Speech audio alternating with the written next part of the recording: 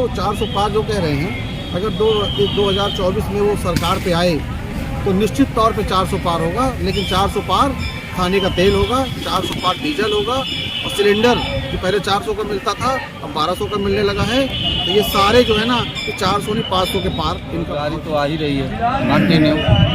उसके पहले कुछ भी नहीं था। आज तो ये करोड़ों लाखों युवा आज तक आयुष्मान कार्ड बनवाइए, आयुष्मान कार्ड बनवाइए। किसी भी सतना जिले में कहीं पर भी आयुष्मान की सुविधा सरकारों में नहीं होता है। कांग्रेस के शासनकाल में निर्णय जो था पारित होता था, यदि नहीं होता था तो उसे खारिज कर दिया जाता था। क्योंकि कोई भी निर्णय होता तो फैमिली को देख के निर्णय दिया जाता है कि यदि उसके परिवार में अर्थव्यवस्था चलाने वाला कोई नहीं है, उसको जेल में धर दोगे तो क्या होगा। बताइए कि 80 रुपया डाल रही है, जिसमें गरीबों ने खाया पिया।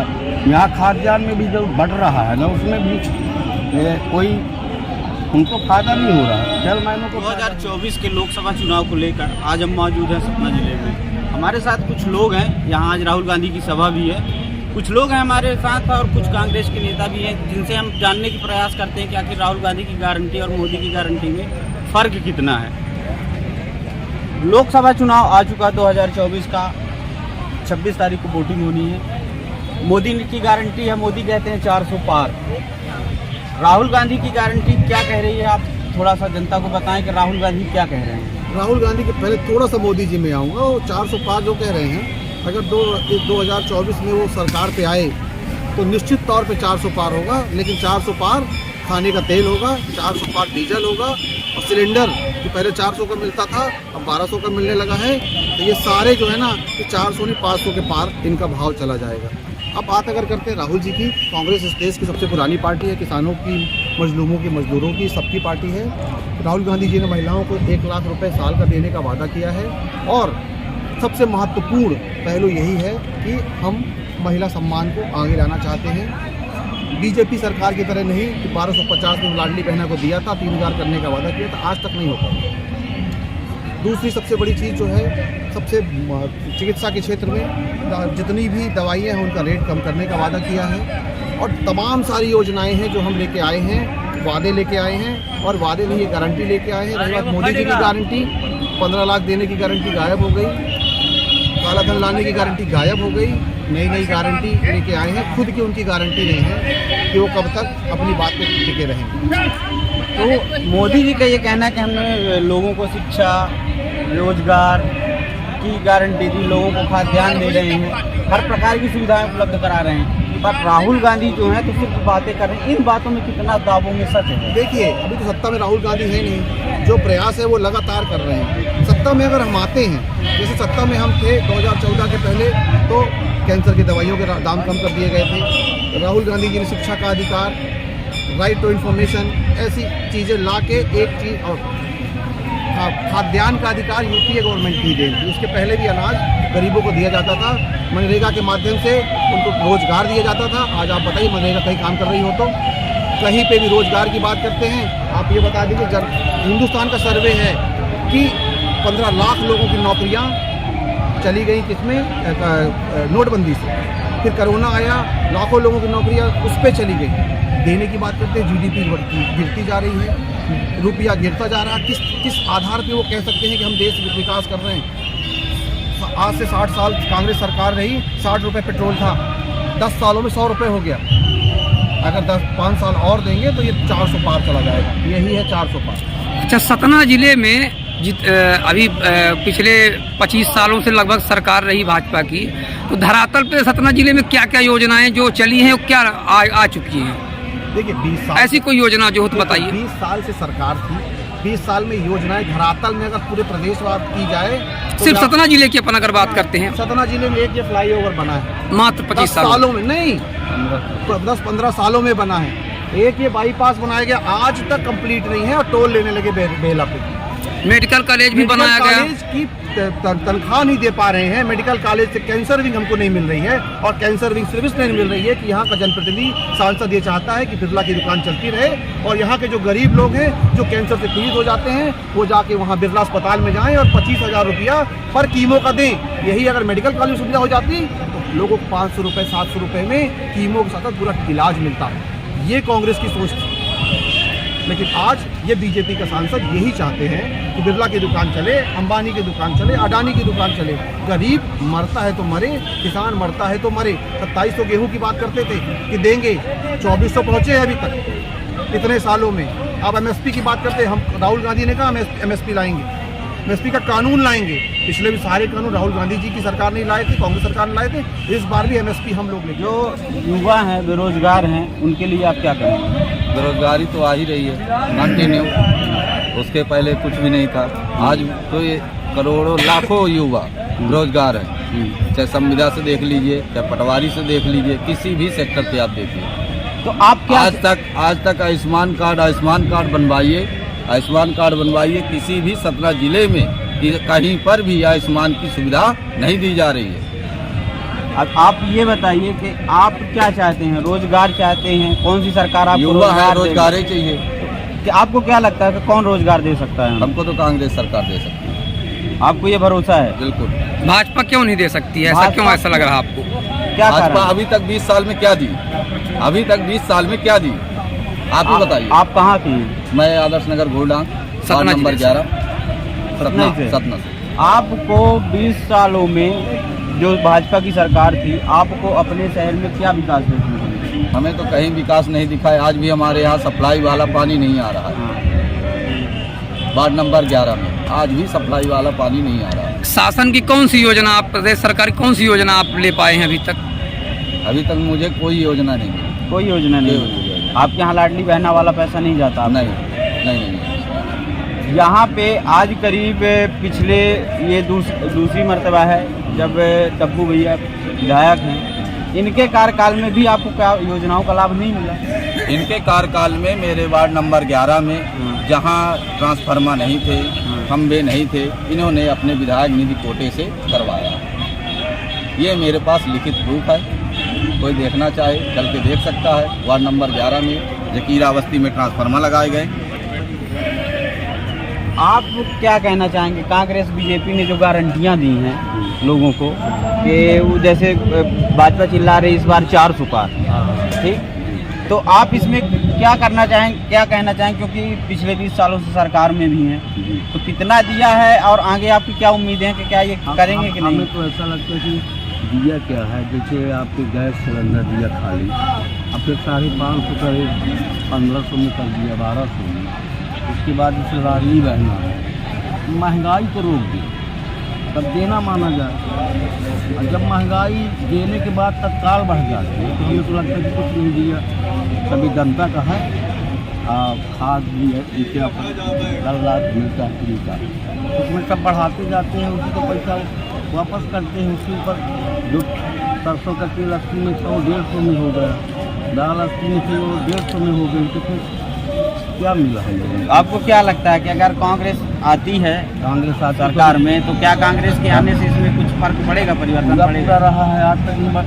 जैसे कांग्रेस ने किसानों का कर्जा माफ किया, आज तक बात वो तो शिवराज जी ने भी अपने कार्यकाल में किसानों का कर्जा माफ किया था, पहले उन्होंने नहीं बोला किया। था। कहाँ कौन सा रिकॉर्ड है? मनमोहन सिंह की सरकार में तो पूरा किसानों का 60,000 करोड़ कर्जा माफ हुआ था सोनिया गांधी के द्वारा, इनके द्वारा। इसमें कर्जा माफ नहीं किया, ब्याज बता रहे हैं कि जीरो में ला देंगे, इसको ऐसा कर देंगे। आज तक भाजपा सरकार ने कर्जा किसानों का माफ नहीं किया। 3100 का गेहूँ आपको अभी वर्तमान में हजारों योजनाएं हैं, आपको कोई एक योजना ऐसी बताइए जिसको आपको बराबर लाभ मिला हो भाजपा के? लाभ मिला है, जैसे बहना योजना, हाँ वो मिला है, हाँ उससे चाहे कुछ बोले, हाँ लेकिन मिलता है तो जो मिल जाता है उससे ज़्यादा दुगनी महंगाई बढ़ जाती है। तो मतलब आपका कहने का मतलब ये है कि हमें फ्री की चीज़ें ना दें पर महंगाई कम करें। कम करें, कुछ ना चले। हाँ। जैसे अब फ्री गैस सिलेंडर पक्का दे दिए गए, हाँ अब 550 का सिलेंडर जाके 1200-1250 मिल रहा, तो बताइए क्या मिला हमको? वही सिलेंडर उसमें पैसे भी तो वापस आते हैं उज्ज्वला योजना वाला। अरे कहीं नहीं आता, 300 रुपया उज्ज्वला वाला आता है, जिनके नहीं बने तो वही हमारा पैसा उज्ज्वला वाला में चला गया। तो आपके कहने का मतलब क्या है कि मतलब ये जो फ्री में राशन वासन बट रहा है ये सब बंद हो जाए, महंगाई रुक जाए तो कुछ नहीं चाहेगा। हाँ। जिस तरह था सरकार, हाँ। वही सरकार चाहते हैं हम लोग। हाँ। अब अकेले तो है, वोट डाल नहीं सकते। जैसा है कि कहूँ बहना योजना की लालच, कहीं इसकी लालच, कहीं घर तो की क्या आपको क्या ये लग रहा है कि मतलब बहना योजना के आड़ पे बंद कर सरकार खरीद रही है वोट? बंद कर दिए, सीधे से सीधी सी बात है, क्योंकि समय मिलता है, पैसे जब चुनाव आते हैं मतलब खरीद रहे हैं, खरीद रहे हैं, खुलेआम वोट खरीद रहे हैं। खुलेआम वोट खरीद रहे हैं। क्या ये लोकतंत्र का हनन नहीं है? अब सोच लीजिए इतना हालत है कि सीधे सीधे आ रहे हैं, अब क्या बताऊँ। अब ये बताइए कि 80 रुपया डाल रही है, जिसमें गरीबों ने खाया पिया, यहाँ खाद्यान्न में भी जो बढ़ रहा है ना, उसमें भी कोई उनको फायदा नहीं हो रहा है, सेलमैनों को फायदा हो रहा है। 150 रुपया।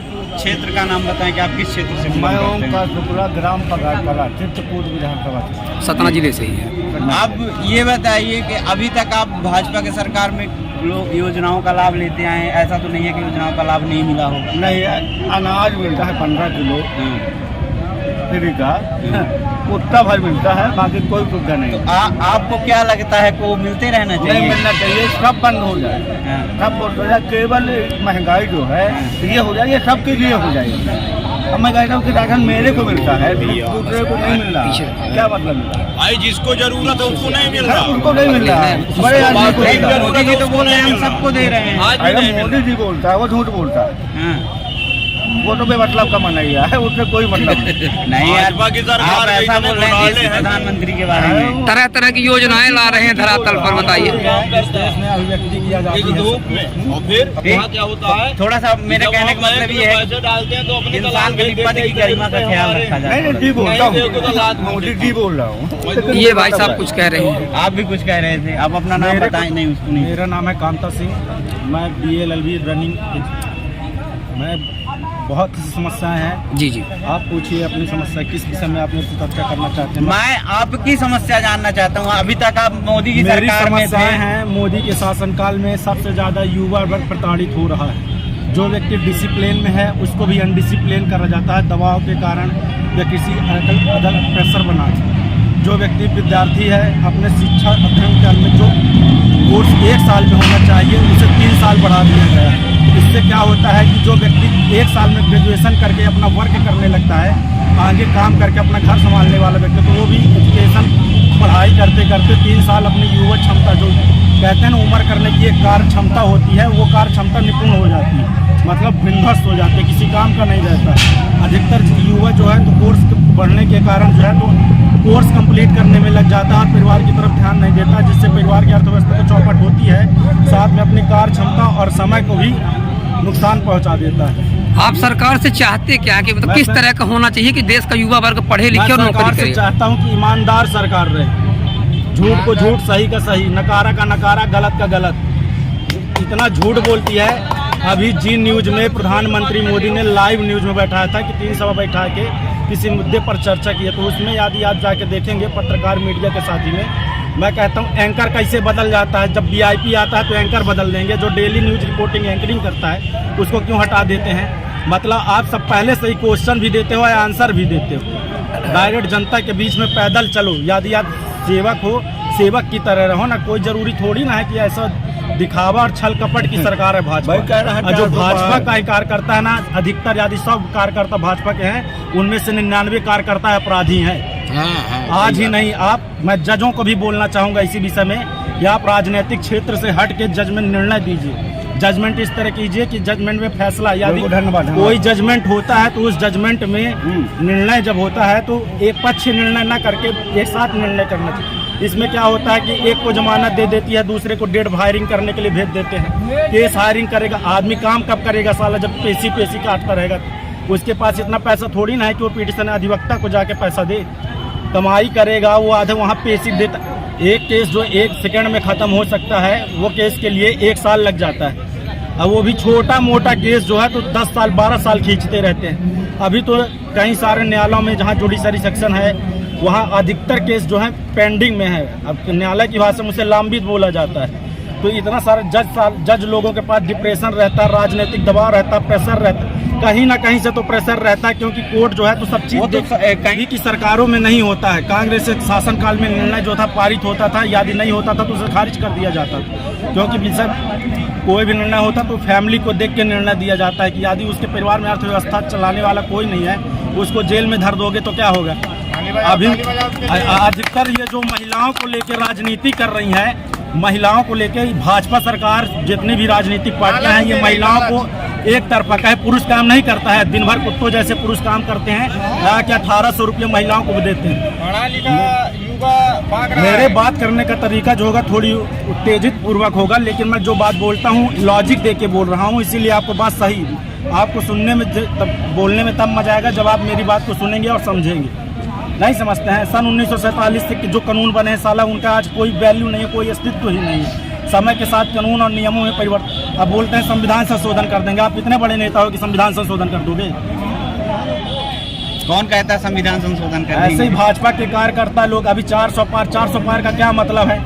आप अकेले ही राजनीतिक क्षेत्र में आना चाहते हैं। 400 पार मतलब 400 पार से आपका क्या मतलब है? वो 400 पार क्या कर पाएंगे? अधिकतर बहुमत से ही सत्ता लाना चाहते हो, तो मैं कहता हूँ 400 पार से बोलने का क्या मतलब? नहीं आया तो फिर क्या करोगे? मिथ्या साक्ष्य देना भी जुर्म है ना, है? गलत जानकारी गारंटी है, फिक्स है, मतलब फिक्स है। आपको क्या गारंटी है? गारंटी है कि कोई जिंदाबाद बोल देता तो आदमी अमर हो जाता है? कोई गारंटी है कि मोदी ने बोला मोदी की गारंटी? तो मोदी क्या है? मोदी की उम्र इतनी हो गई है कि गारंटी नहीं है मोदी की। आप मोदी की गारंटी देख के वोट डाल रहे हो। भाई मैं बोलता हूँ, राष्ट्र शरीर है तो देश आत्मा। अपने राष्ट्र के लिए काम करो, आज पार्टी के लिए नहीं।